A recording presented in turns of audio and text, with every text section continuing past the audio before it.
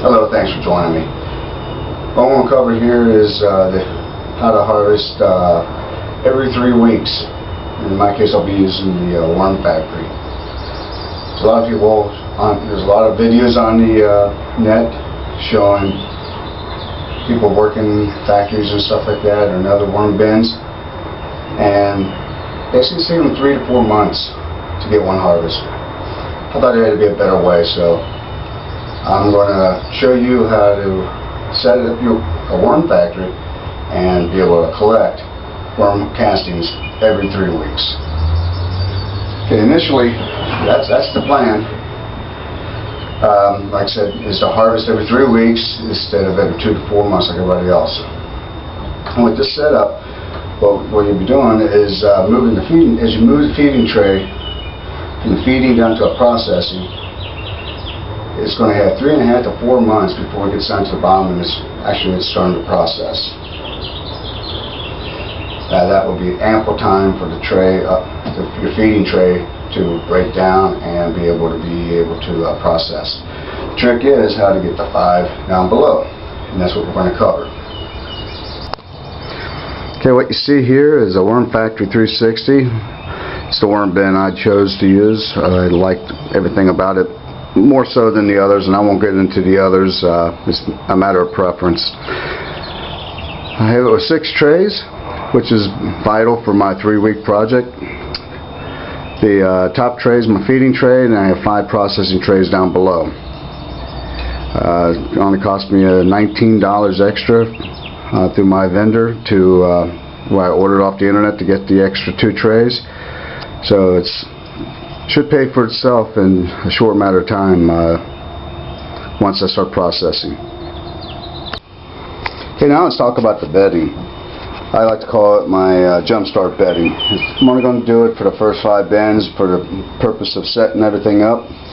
And after that, it's just going to be traditional, just putting in fruit scraps, standard bedding. How I got started with my jumpstart bedding was mine to start off with 80% compost. It was 80% processed compost. I had my own composting bin, and I was able to use that. That's full of microbes. That's really going to help keep everything in sync for what I need to do. If you don't have a compost bin yourself, you can get it at Lawn and Garden Centers, home centers.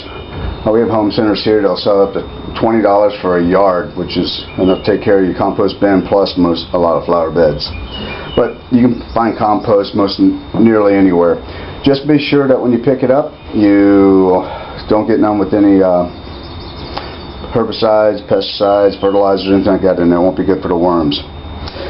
What we have here is I took the compost and I mixed it in a wheelbarrow, and I used, as you can see right here, finely shredded newspaper. I shred it real fine.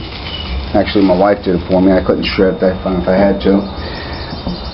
And with that, I mixed the whole block of core that came with it, the pumice, and then of course over here, I don't know if you can see it, I'll zoom in a little bit, that is Starbucks coffee. Put in a couple good handfuls of Starbucks coffee. Add a little bit of plain cornmeal. Cornmeal helps fatten up your worms from what I understand, and I think they'll like it anyway. It'll be a good food for them. And then right here you have, what you'll see is a little bit of Black Cow. Black Cow is a brand of compost that you can get at Lowe's. Only reason why I have that is they have open bags that are torn, and also for half price. So I got a 50-pound bag that had between 40-45 pounds of it in there for just over $2, and that's real good. That's a real good amendment. And the thing I like about the Black Cow is it's a little bit on the sandy side. So the sand will actually help the gillets of the worm.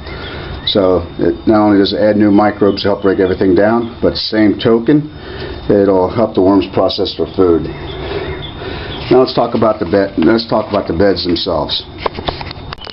Now this is an important step also. Not only is having a good jumpstart bedding important to get your 3-week cycle started off like I have mine, is to set everything up correctly.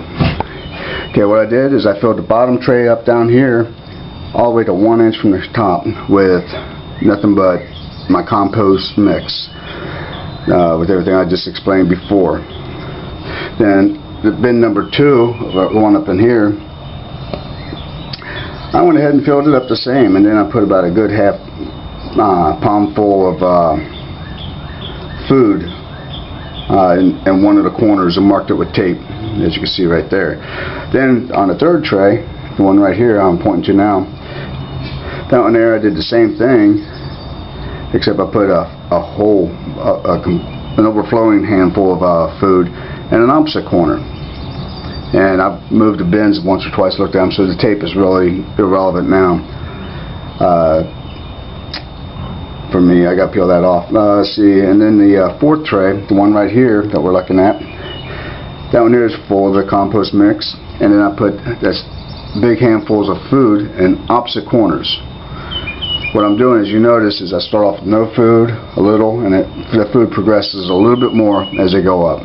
And we'll talk more about that in a second.